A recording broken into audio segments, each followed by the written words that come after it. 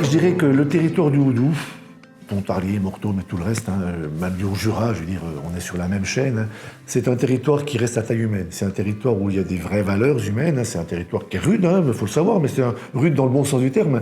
Et on a les sapins qui sont, ou les épicéas qui sont avec des racines fortes ancrées. Ben, on est comme ça, nous. Et je pense que c'est un territoire où on arrive, parce qu'on est à taille humaine, à développer et à créer de vrais, de vrais projets collectifs.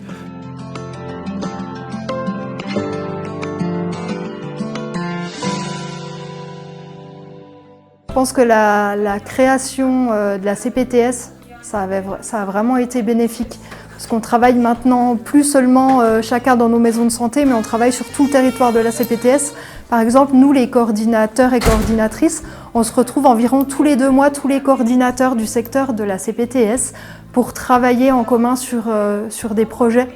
Et ça, c'est hyper constructif, c'est hyper intéressant.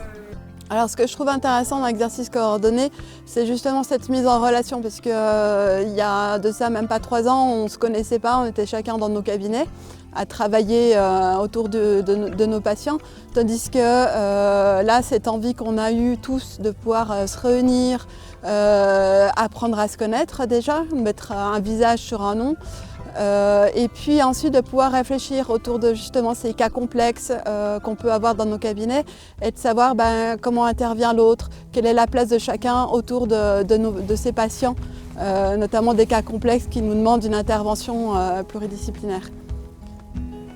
Au début, c'est toujours un petit peu tendu de se mobiliser, et puis une fois qu'on explique le projet, une fois que les gens commencent à se connaître, on arrive à faire émulation autour du projet. Et je pense que maintenant tout le monde a apprécié de travailler ensemble.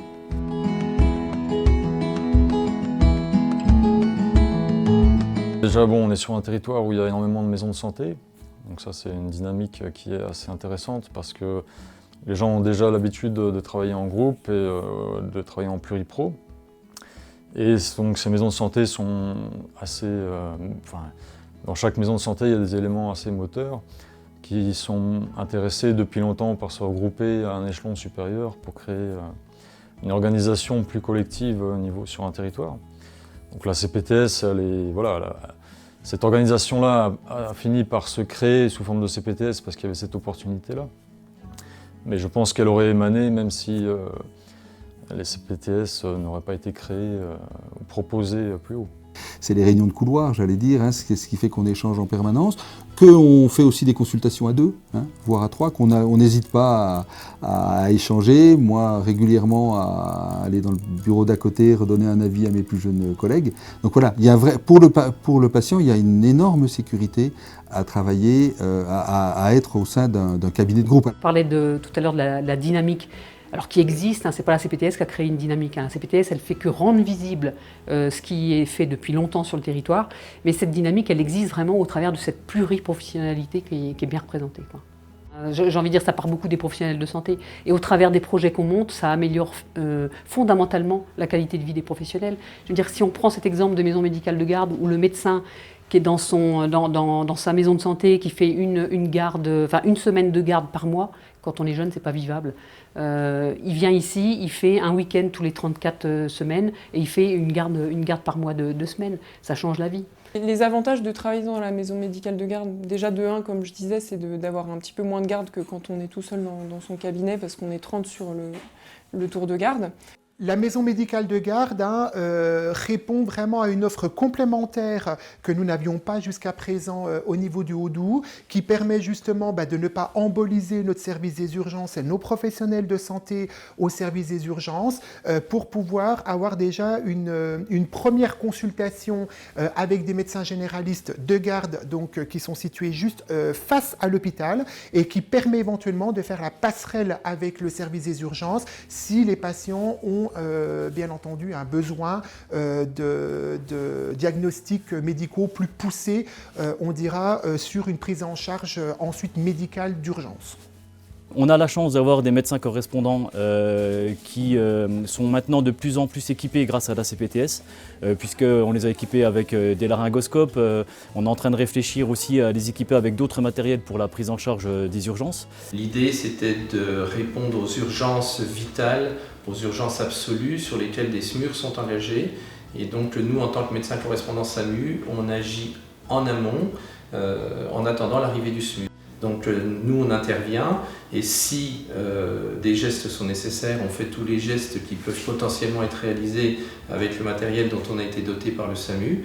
Et si à l'inverse, il s'agit d'une situation anodine, cela nous permet d'annuler le SMUR, de libérer l'équipe et de ce fait de rendre l'équipe disponible pour une intervention qui serait plus importante sur un autre secteur.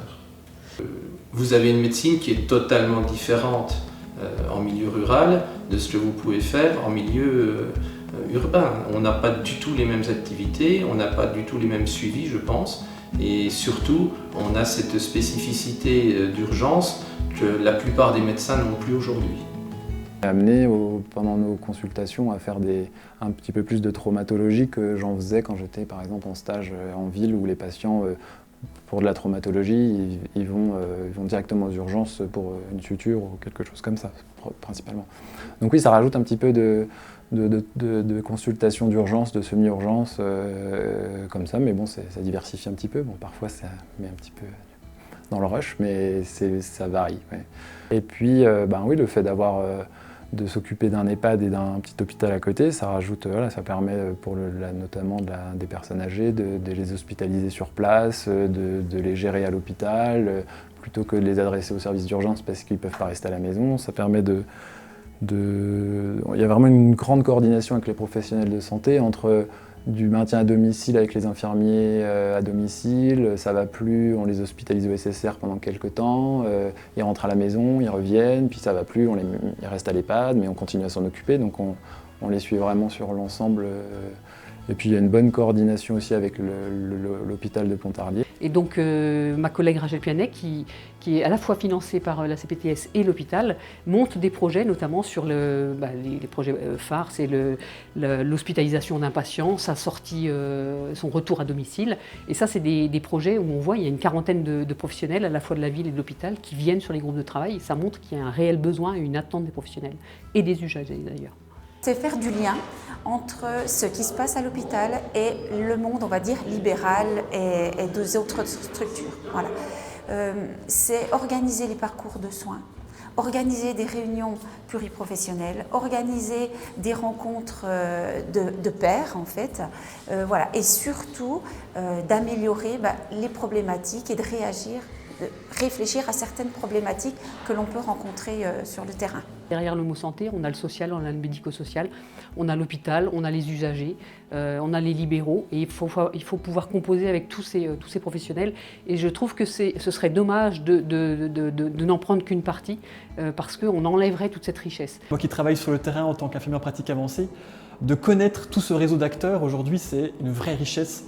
Et ça me permet vraiment d'orienter le patient dans son parcours de soins et de santé et de l'orienter vers les bonnes ressources. J'ai été bien accueillie. Tu vois, c'est une grande famille Pontarlier parce que finalement c'est petit et on se connaît tous et le contact est facile. Tout le monde est gentil, adorable, accueillant. Ouais. Et moi je suis revenue, j'ai fait plus de la moitié de mon internat ici et je m'installerai ici parce que c'est facile, c'est fluide.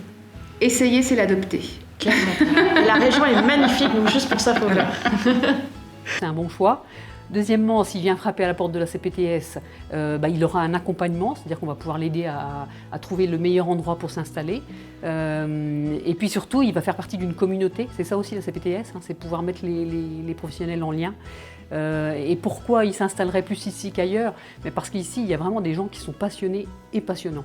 Et quant à cela, vous ajoutez une dynamique santé, sur des politiques de santé qui sont volontaristes, avec des professionnels qui se fédèrent, qui coopèrent et qui travaillent ensemble pour pouvoir être beaucoup plus performants et gagner de l'intérêt dans son activité. Eh bien, vous avez tous les ingrédients pour pouvoir avoir une installation des plus réussies possibles. Donc la collectivité ne fait pas à la place des professionnels, mais aux côtés des professionnels pour parfaire cette dynamique.